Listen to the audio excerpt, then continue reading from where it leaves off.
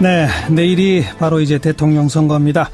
거슬러 가보면 국회가 대통령 탄핵소추안을 의결한 게 2016년 12월 9일이었고요. 헌법재판소에서 파면한 게 2017년 3월 10일, 그리고 내일 대선입니다. 그런데 그 전에 기폭제가 된 게 바로 박근혜 최순실 게이트죠. 바로 이 게이트 뒤에는 발로 뛰어서 취재해서 결정적인 역할을 한 기자들이 있었고요. 그 최순실이라고 하는 세 글자가 주요 일간지 일면에 보도가 된 첫 보도가 바로 한겨레 신문 작년 9월 20일자였습니다. 그로부터 특별 취재반을 꾸려서 여러 특종을 이루어낸 특별 취재반 팀장 한겨레 김의겸 기자가 이번에 책을 하나 냈네요. 최순실 게이트라고 하는 제목이고요. 부제가 기자들 대통령을 끌어내리다, 이런 제목입니다. 그래서 김의겸 기자 오늘 스튜디오에 직접 모셨습니다. 어서 오십시오. 네, 안녕하세요. 반갑습니다. 네, 몇 명이에요? 특별 취재반이? 6명입니다. 저까지 포함해서. 처음부터 6명이었어요? 아니요, 처음엔 셋으로 시작했는데 마지막 결과적으로 6명이 됐습니다. 스스로 판단하실 때, 그러니까 9월 20일자가 이제 최초 최순실이라는 이름이 등장한 보도잖아요. 그 후에 특종을 몇 건쯤 했다고 생각하십니까? 글쎄요. 그냥 일면 톱으로만 기준을 했을 때 누군가 세봤는데 36건인가? 그랬다고 얘기를 들었습니다. 제가 직접 세보지는 않았는데. 3명으로 시작해서 6명 된 특별 취재반이 그렇게 많은 특종을 했다. 전무후무한 거 아닙니까? 네, 흔치는 않은 일이었던 것 같습니다. 이 책은 어떻게 내시게 됐습니까, 그래서? 취재를 할 때는 낼 생각을 안 했고요. 이 끝마칠 때 즈음해서 대선배께서 임재경, 저희 부사장을 지내셨던 임재경 선배께서 책을 내라. 기록으로 남겨야 남는 거다. 그렇게 말씀을 해주셨고, 저희들도 저희뿐만 아니라 기자들이 우리 사회 발전에 적지 않은 공헌을 한 건데, 그걸 좀 꼼꼼하게 기록해 놓음으로 인해서 기자들 기레기라고 욕먹고 많은 비난을 듣기도 하는데, 그걸 좀 극복해 볼 수 있는 그런 기록을 좀 남겨보고 싶다. 그래서 쓰게 됐습니다. 네. 최순실 게이트라는 제목 속지를 딱 넘기니까 취재한 지 2달이 채 안 됐을 때다. 김의겸이 말했다. 어디까지 번져나갈지 겁이 난다. 이런 두 줄이 딱 한 페이지에 인쇄가 되어 있네요. 네, 저도 책을 보고 알았습니다. 네. 겁났어요? 네, 2달쯤이면 11월 20일쯤 되는 건데. 아니, 취재한 지 2달이 채 안 됐을 때니까. 9월 20일보다 전에 취재를 시작했을 거 아니에요, 사실은. 그때쯤을 됐나요? 네. 그럼 하여튼 그게 한 11월쯤 됐는데, 이제 그때가 촛불, 그 전에 JTBC 태블릿 PC가 10월 24일 날 터져 나오고. 그렇죠. 그리고, 촛불 시위가 기하급수적으로 막 늘어날 때였습니다. 네. 그래서 이 요연의 불길처럼 번져가는, 이 사태가 어디로까지 갈지. 그때는 정말 겁이 났던 거죠. 겁이 나던 그때는 네. 내일 대선 치르기라고 생각도 못했죠. 그때는 그런 생각을 못했을 때였습니다. 네.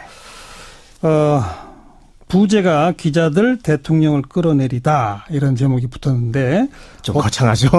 어떻게 끌어내리게 되는지 한번 과거로 거슬러 가서 일전에도 지난 겨울에도 저희 프로에 나와서 최초 최순실 보도가 나오게 된 과정을 잠깐 소개하신 바 있는데 짧게 다시 한번 좀 정리해 봅시다. 어떻게 이게 시작된 거죠? 시작은 우병우 때문이었죠. 지난 8월에 우병우 때문에 나라가 들썩였어요. 그런데 이상한 건 청와대가 우병우를 보호하기 위해서 조선일보와 전쟁을 벌이는 겁니다. 그랬죠. 네. 그런데 우병우는 일개 비서관인데 왜 조선일보와까지 전쟁을 벌일까? 그 궁금증 때문에 취재를 하게 됐고, 저에게 결정적인 증언을 해주신 분이 우병우가 본질이 아니다. 이건 미르재단을 덮기 위해서 우병우 건을 일부러 키우는 거다. 이런 이야기를 들려주신 분이 계셨고, 고위 사정당국 관계자라고 하셨는데, 책에 제가 그렇게 표현했습니다. 지금도 현직에 있나요? 네, 지금도 현직에 있습니다. 그분이 미르재단 얘기할 때 처음 알았다면서요? 네, 그때는 제가 처음 알았습니다. TV조선에서 이미 한 달 전에 보도를 했었는데 네. 제가 그 보도 사실 자체를 까맣게 모르고 있었어요. 그러니까. 네. 그래서 미르가 뭐예요? 그랬다면서요. 네. 그랬습니다. 그랬더니 기자 맞아? 이랬던 거죠. 네. 그래서 뒤져보니까 네. 어땠습니까? 그래서 이제 여러 사람들 탐문을 하게 됐는데 그중에 한 분이 이제 최순실 씨를 잘 아는 어떤 분이 그 미르 재단의 뒤에 최순실이 있다라고 네. 하는 이야기를 들려줬죠. 예. 그래서 취재 의혹이 훨씬 더 솟았고 예. 그런데 있다라는 것만 아는 것만으로는 부족한 거죠. 증거가 증거를 입증을 해내야 되기 그러니까요. 때문에 예. 그래서 이제 저희 아까 얘기했던 특별 취재반을 꾸리고 그 증거를 잡기 위해서 저희들이 한 20일 동안 뒤지다가 최순실의 이제 꼬리를 밟게 된 거죠. 네. 꼬리를 밟은 게 바로 K스포츠재단 이사장이 그렇죠. 최순실이 다니던 단골 마사지 센터. 네, 그 센터장이었다. 그러죠. 네. 그게 이제 첫 보도였습니다. 9월 20일자입니다. 예. 그걸 어떻게 알게 됐어요, 그래? 그건 처음에 추리죠. 한 300억 가까운 큰 돈을 만지는 재단의 이사장인데 그 사람이 그래도 제법 체육계에서 명망이 있는 사람이어야 될 텐데 예. 이력을 뒤져보니까 스포츠 마사지 센터의 센터장밖에 안 되는 거예요. 예. 그러니까 뭔가 이상하다 하고 그 마사지 센터 이름이 운동기능회복센터라고 하는 건데 그 지도에 찾아보고 또 최순실의 살던 집을 찾아보니까 한 50m밖에 안 떨어지는 아주 가까운 거리에 있는 겁니다. 네. 그래서 야 이건 분명히 최순실이 단골로 다니던 마사지 센터일 거다. 그러니까 이 사람을 그렇게 낙하산식으로 꽂은 걸 거다라고 네. 하는 추정에서 취재를 시작한 겁니다. 예. 네, 그래서 또 결정적으로 응원을 들려주신 분이 계셔서 마사지 센터 내부에 네, 마사지 센터 내부에 그 정동춘 이사장과 같이 동업을 했던 분이에요. 네네. 동업을 했던 분이 최순실 씨 우리 센터의 단골이다. 예. 나도 잘 안다. 나한테도 마사지 센터 K스포츠 재단 이사장을 제안을 했었다. 이런 식으로 저희들에게 이야기를 해 주셨습니다. 예, 예. 네. 근데 그분이 그렇게 말을 하실 때는 전혀 경계심 없이 그렇군요. 네, 이게 이렇게까지 번질 거라고는 생각하지 않고 말씀해 주셨던 거죠. 그때까지만 해도 박근혜 대통령이 퇴임 후를 대비해서 옛날 이래재단 축소판 비슷하게 재단 한두 개 만드는가 보다. 거기에 최순실 오래된 40여 년 된 그 인연이 뭔가 그런 제안도 하고 역할도 하는 모양이다. 이제 그 정도 수준이었단 말이에요. 네. 그러다 그게 이제 갑자기 최순실의 딸 정유라 이화여대 게이트로 좀 번졌죠. 네, 그렇습니다. 그러다가 그것이 국정농단으로 번졌죠. 네, 그렇죠. 그 결정적 고비가 뭐예요, 그러면? 몇 가지 고비가 있는데 첫 번째 고비는 이화여대 네. 말씀하셨던 이화여대 문제죠. 처음에 저희에게 저 이야기를 들려준 분은 안민석 의원입니다. 어허. 네, 안민석 의원이 바로 그해 여름에 네. 9월 초로 알고 있는데 9월 초에 학부모들하고 같이 어떤 아이스크림 가게에 가서 아이스크림을 먹는데 그중 한 학부모가 그러더라는 거예요. 이야기 들어보니까 최순실이 이화여대 가서 난리를 쳤다는 거예요. 예. 라고 하는 이야기를 들려준 거예요. 그래서 안민석 의원이 귀가 번쩍 뛰었죠. 안민석 의원이 체육대학 교수 출신이에요. 그렇죠. 네. 예. 그래서 귀가 번쩍 그리고 최순실을 계속 추적을 해왔던 분이시라서 귀가 번쩍 뛰어서 그 학부모한테 자세한 얘기를 들었어요. 네. 그리고 그 이야기를 저희에게 전달해 주신 겁니다. 그래서 저희들이 그 이야기를 듣고 그 최순실이 난리를 친 함정혜 교수님 네. 저희들이 찾아가서 자초지종 이야기를 듣고 네. 관련자 얘기를 들으면서 이화여대 첫 보도가 시작이 됐죠. 네. 그러니까 이제 그때까지는 최순실이라는 사람이 최태민의 딸인데 자기 딸을 위해서 왠갓 횡포를 하는구나. 네.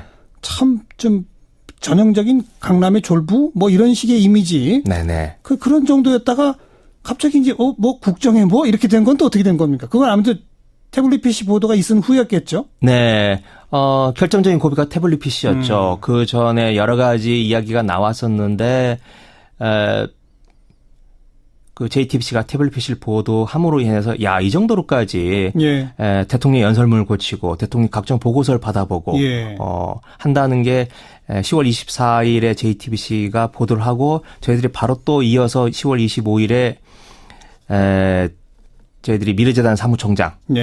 이성환 씨로부터 들은 이야기를 또 대대적으로 또 보도를 했죠. 그게 그렇죠. 서로 맞물리면서 이성환 사무총장한테 네. 들은 얘기가 매일 저녁 뭐 몇십 센티미터짜리의 네, 보고서들이 보고서 청와대 보고서를 받아서 그걸 최순실 씨가 들여다보고 네. 그리고 무슨 회의를 했다. 네, 뭐 이런 회의를 하고 그런 그리고 거였죠. 이성환 씨가 하는 말이 박근혜 대통령이가 이래라 저래라 지시를 하는 구조다. 네, 두 네, 사람의 관계가 네, 네. 그런 이야기도 저희들에게 들려줬습니다. 아니 제가 거기서 궁금한 게 네. 태블릿 PC 보도가 이 10월 24일인데 네. 바로 다음 날 아침인 10월 25일자 한겨레 신문에 이게 실렸단 말이에요. 네. 다시 말하면 한겨레 신문은 태블릿 PC 보도 이전에 네. 이미 이성환 사무총장과 수차례 인터뷰를 해서 국정농단이 있네라는 걸 알고 있었다는 네, 거 알고 아닙니까? 있었습니다. 근데 왜 저희들이 미리 보도하지 못했죠? 그건 이성환 씨가 저희들에게 이야기를 할 때 철저하게 약속을 지켜달라, 오프 더 레코드를 해달라, 기사화하지 말아달라라고 요청을 했고 저희들이 그 전제에서 이성환 씨로부터 여러 차례에 걸쳐서 오랜 시간에 걸쳐서 예, 이야기를 예. 들을 수 있었던 겁니다. 예. 그랬다가 이제 JTBC가 보도를 하니까 이제는 이걸 그냥 우리만 알고 있어서는 안 되겠다 싶어서 바로 다음 날 이어서 보도를 했던 거죠. 이성환 사무총장도 태블릿 PC까지 보도된 마당에 이제 오프 더 레코드 요구가 안 받아들이겠구나라고 알고 있었겠네요. 네, 뭐 승인한 건 아니었는데 또 그렇다고 크게 저희들에게 항의를 하거나 그러진 그렇죠. 않았습니다. 네. 그뿐 아니라 뭐 K 스포츠 재단의 정현식 전 사무총장, 네, 또 뭐 노승일 부장, 네, 뭐 고영태 씨, 네. 수없이 많은 증인들이 쭉 등장을 하는 거죠. 네, 그렇습니다. 그 중에서 말씀드리고 싶은 게 정현식 사무총장인데 아까 이성환 사무총장이 미르재단의 사무총장이라면 그렇죠. 정현식 사무총장은 K스포츠 재단의 사무총장입니다. 사무총장이란 자리가 그 조직의 인사, 돈 모든 걸 관장하는 그런 책임 있는 자리에 있는 분들입니다. 예. 그러니까 핵심이라고 할 수 있죠. 예. 근데 정현식 씨 같은 경우는 처음에는 저희들의 취재를 피했습니다.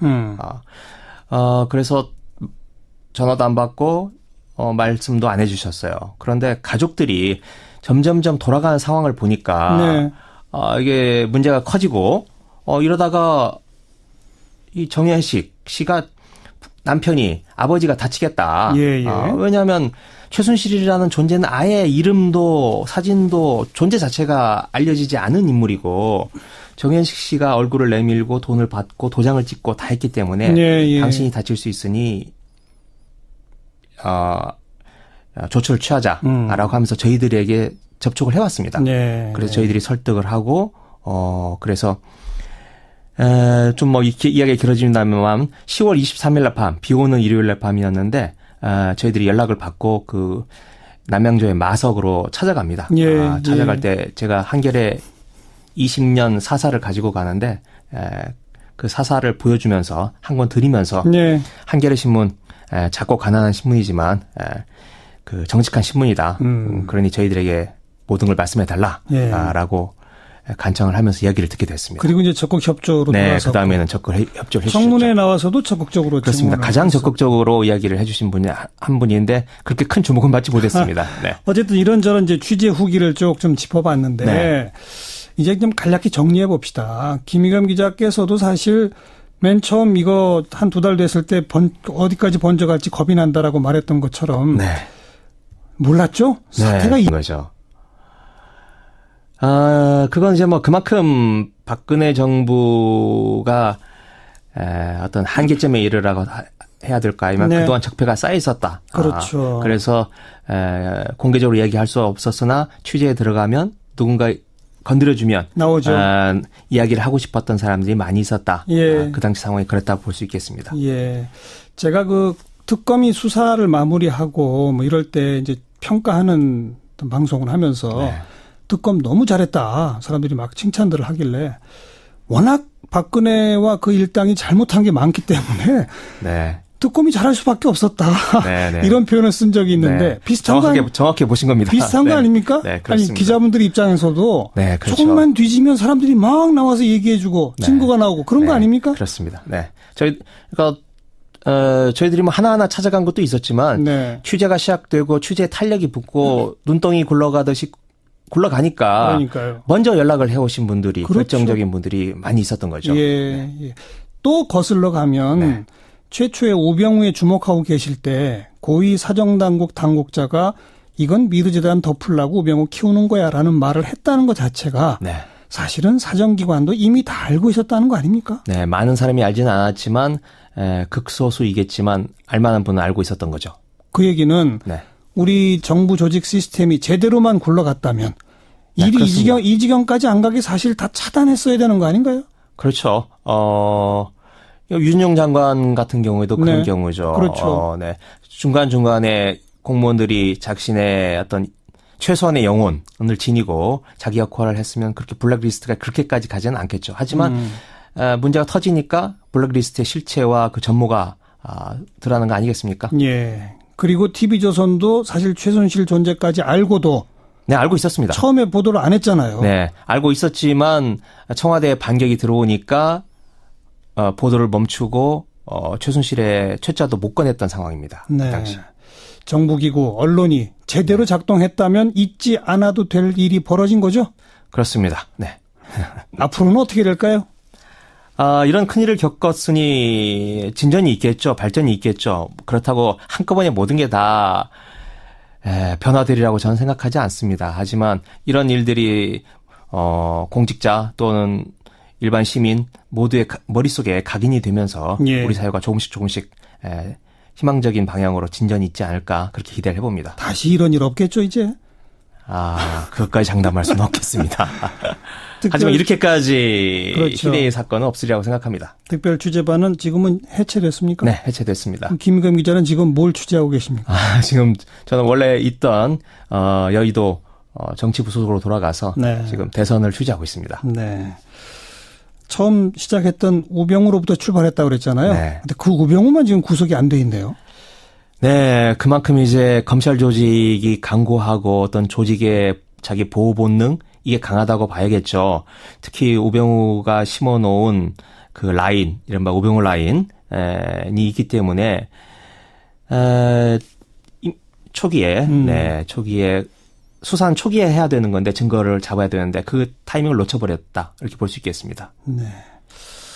자, 다음에 또 큰 특종을 하시길 바라겠습니다만 이런 일이 또 안 벌어져야 되기 때문에 네, 그렇죠. 특종 못 하셔도 상관없습니다. 그동안 네. 수고 많으셨어요. 네. 고맙습니다. 네, 고맙습니다. 한겨레 신문의 김의겸 기자였습니다. 시작은 우병우 때문이었죠. 지난 8월에 우병우 때문에 나라가 들썩였어요. 예. 그런데 이상한 건 청와대가 우병우를 보호하기 위해서 조선일보와 전쟁을 벌이는 겁니다. 그랬죠. 네.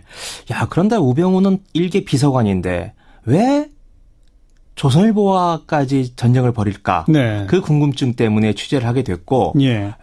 저에게 결정적인 증언을 해주신 분이 우병우가 본질이 아니다.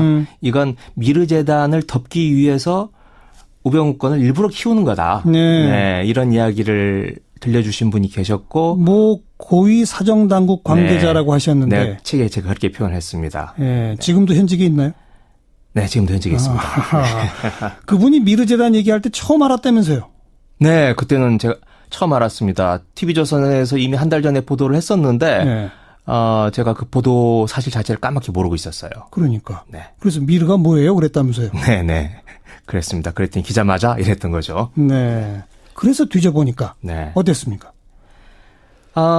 그래서 이제 여러 사람들 탐문을 하게 됐는데, 그 중에 한 분이 이제 최순실 씨를 잘 아는 어떤 분이 그 미르재단의 뒤에 최순실이 있다. 네. 라고 하는 이야기를 들려줬죠. 예. 그래서 취재 의겸이 말했다.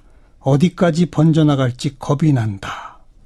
이런 두 줄이 딱 한 페이지에 인쇄가 되어 있네요. 네, 저도 책을 보고 알았습니다. 네. 겁났어요? 네, 2달쯤이면 11월 20일쯤 되는 건데. 네. 아니, 취재한 지 2달이 채 안 됐을 때니까 네. 9월 20일보다 전에 취재를 시작했을 거 아니에요, 사실은. 그때쯤을 됐나요? 네. 그럼 하여튼 그게 한 어쨌든. 11월쯤, 네. 11월쯤 됐는데, 이제 그때가 촛불, 그 전에 JTBC 태블릿 PC가 10월 24일 날 터져 나오고. 그렇죠. 그리고, 촛불 시위가 기하급수적으로 막 늘어날 때였습니다. 네. 그래서 이 요연의 불길처럼 번져가는 이 사태가 어디로까지 갈지 그때는 정말 겁이 났던 거죠. 그때는 겁이 나던 그때는 네. 내일 대선 치루이라고 생각도 못했죠. 그때는 그런 생각을 못했을 때였습니다. 부제가 기자들 대통령을 끌어내리다 이런 제목이 붙었는데 좀 거창하죠. 어떻게 끌어내리게 되는지 한번 과거로 거슬러 가서 네네. 뭐 일전에도 지난 겨울에도 저희 프로에 나와서 네. 최초 최순실 보도가 나오게 된 과정을 잠깐 소개하신 바 있는데 네. 짧게 다시 한번 좀 네. 정리해 봅시다. 어떻게 이게 시작된 거죠? 쫑을 몇 건쯤 했다고 생각하십니까? 글쎄요. 그냥 일면 톱으로만 기준을 했을 때 누군가 세봤는데 36건인가? 그랬다고 얘기를 네. 들었습니다. 제가 직접 세보지는 않았는데. 3명으로 시작해서 6명 된 특별 취재반이 그렇게 많은 특종을 했다. 전무후무한 거 아닙니까? 네, 흔치는 않은 일이었던 것 같습니다. 이 책은 어떻게 내시게 됐습니까? 그래서 취재를 할 때는 낼 생각을 안 했고요. 이 끝마칠 때 즈음해서 대선배께서 임재경 저희 부사장을 지내셨던 임재경 선배께서 예. 책을 내라. 기록으로 남겨야 남는 거다. 그렇게 말씀을 해주셨고 예. 저희들도 뭐 저희뿐만 아니라 기자들이 우리 사회 발전에 적지 않은 공헌을 한 건데 그걸 좀 꼼꼼하게 기록해 놓음으로 인해서 기자들 뭐 기레기라고 욕먹고 많은 비난을 듣기도 하는데 그걸 좀 극복해 볼 수 있는 그런 기록을 좀 남겨보고 싶다. 그래서 쓰게 됐습니다. 네. 최순실 게이트라는 제목 속지를 딱 넘기니까 취재한 지 2달이 채 안 됐을 때다. 의혹이 훨씬 더 솟았고 예. 그런데 있다라는 것만 아는 것만으로는 부족한 거죠. 증거를 입증을 해내야 되기 그러니까요. 때문에 예. 그래서 이제 저희 아까 얘기했던 특별 취재반을 꾸리고 그 증거를 잡기 위해서 저희들이 한 20일 동안 뒤지다가 최순실의 이제 꼬리를 밟게 된 거죠. 네. 꼬리를 밟은 게 바로 K스포츠재단 이사장이 그렇죠. 최순실이 다니던 단골 마사지 센터. 네, 그 센터장이었다. 그러죠. 네. 그게 이제 첫 보도였습니다. 9월 20일자입니다. 예. 그걸 어떻게 알게 됐어요, 그래? 그건 처음에 추리죠. 한 300억 가까운 큰 돈을 만지는 재단의 이사장인데 그 사람이 그래도 제법 체육계에서 명망이 있는 사람이어야 될 텐데 예. 이력을 뒤져보니까 스포츠 마사지 센터의 센터장밖에 안 되는 거예요. 예. 그러니까 뭔가 이상하다 하고 그 마사지 센터 이름이 운동기능회복센터라고 하는 건데 그 지도에 찾아보고 또 최순실의 살던 집을 찾아보니까 한 50m밖에 안 떨어지는 아주 가까운 거리에 있는 겁니다. 네. 그래서 이건 분명히 최순실이 단골로 다니던 마사지 센터일 거다. 그러니까 이 사람을 그렇게 낙하산식으로 꽂은 걸 거다라고 네. 하는 추정에서 취재를 시작한 겁니다. 예. 네, 내일이 바로 이제 대통령 선거입니다. 거슬러 가보면 국회가 대통령 탄핵소추안을 의결한 게 2016년 12월 9일이었고요. 헌법재판소에서 파면한 게 2017년 3월 10일 그리고 내일 대선입니다. 그런데 그 전에 기폭제가 된 게 바로 박근혜 최순실 게이트죠. 바로 이 게이트 뒤에는 발로 뛰어서 취재해서 결정적인 역할을 한 기자들이 있었고요. 그 최순실이라고 하는 세 글자가 주요 일간지 일면에 보도가 된 첫 보도가 바로 한겨레 신문 작년 9월 20일자였습니다. 그로부터 특별 취재반을 꾸려서 여러 특종을 이루어낸 특별 취재반 팀장 한겨레 김의겸 기자가 이번에 책을 하나 냈네요. 최순실 게이트라고 하는 제목이고요. 부제가 기자들 대통령을 끌어내리다 이런 제목입니다. 그래서 김의겸 기자 오늘 스튜디오에 직접 모셨습니다. 어서 오십시오. 네, 안녕하세요. 반갑습니다. 네. 몇 명이에요? 특별 취재반이? 6명입니다. 저까지 포함해서. 처음부터 6명이었어요? 아니요. 처음엔 셋으로 시작했는데 마지막 결과적으로 6명이 됐습니다. 스스로 판단하실 때 그러니까 9월 20일자가 이제 최초 최순실이라는 이름이 등장한 보도잖아요. 그 후에